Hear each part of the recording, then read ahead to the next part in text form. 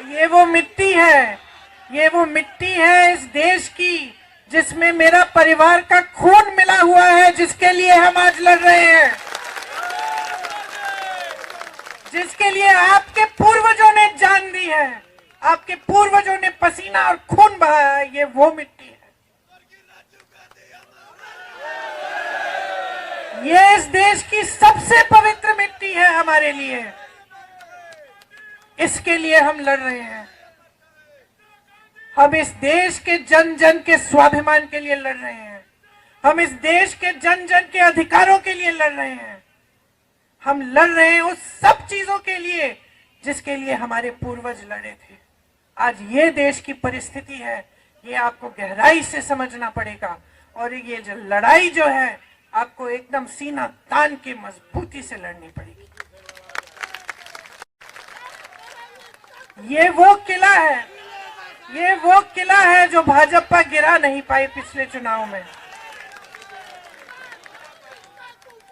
ये वो किला है जिसकी रक्षा आपने की।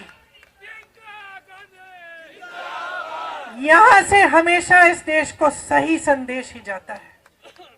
जब ये संदेश हमारे पक्ष में नहीं गया, मैंने बात की इसके बारे में, इंदिरा जी के बारे में, तब भी आप जागरूक थे, आज भी आप जागरूक हैं।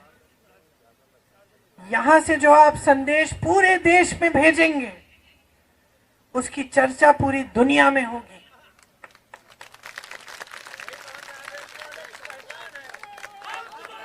तो आपकी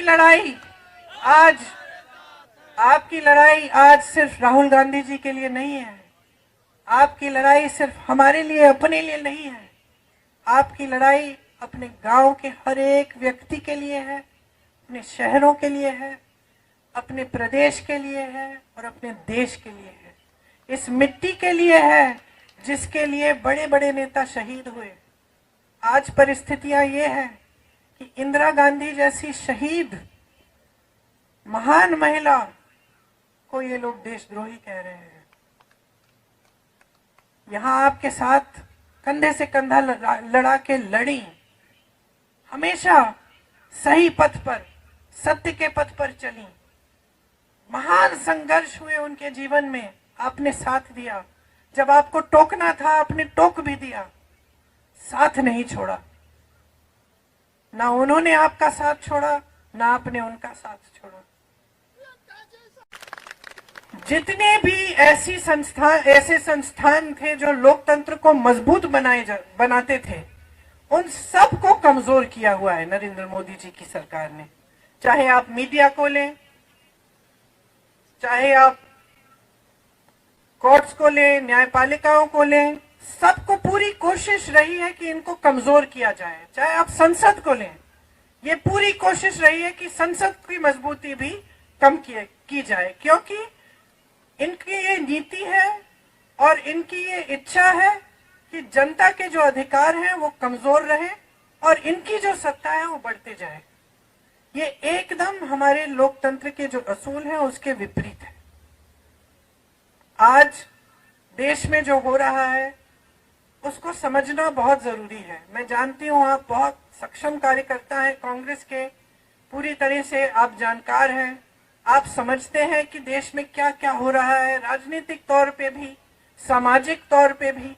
आप देख रहे हैं कि नफरत फैलाई जा रही है, आतंक भी फैलाया जाता है इनके उम्मीदवारों से। आप यहाँ रायबरेली में आपने खुद देखा है कि चुनाव आता है तो डर भय फैलाया जाता है, और चुनाव के समय भी, अगर चुनाव के समय नहीं तो बाकी समय के लिए भी ये परिस्थितियां रहती हैं आपकी कि आपको दबाने की कोशिश होती है, आपका शोषण किया जाता है। तो ये वो राजनीति नहीं थी जिसकी नींव महात्मा गांधी जी ने डाली। महात्मा गांधी जी ने, पंडित जवाहरलाल नेहरू ने जो आंदोलन किया वो इसलिए किया था ताकि जनता के अधिकार मजबूत हो। शायद वो सोच भी नहीं सकते थे कि एक दिन एक ऐसी सरकार आएगी इस देश में जो उन्हीं को देशद्रोही कह के ये कहेगी कि अगर हमें 400 सीट दे दो हम संविधान को बदल डालेंगे। वो सोच भी नहीं सकते थे शायद कि ऐसी स्थिति देश में कभी आएगी कि देश के प्रधानमंत्री जो भाषा इस्तेमाल कर रहे हैं या जिस तरह की बातें कर रहे हैं चुनाव के समय, वो अपने पद का स्तर इतना गिरा देंगे कि अपने पद की गरिमा के बारे में सोचेंगे ही नहीं, कि अपने पद की अहमियत के बारे में का आदर भी नहीं करेंगे। और शायद वो ये सोच भी नहीं सकते थे कि एक ऐसा दिन आएगा जब हमारी जनता को कमजोर करने की कोशिश सरकार करेगी। हमारे देश की, हमारे धर्म की परंपरा रही है।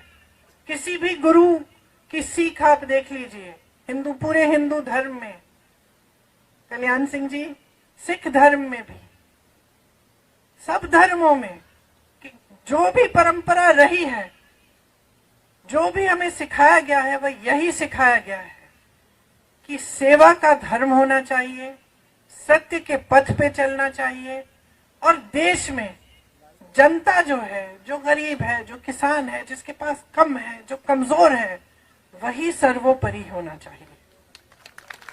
यही हमारी राजनीति का हमेशा आधार रहा है।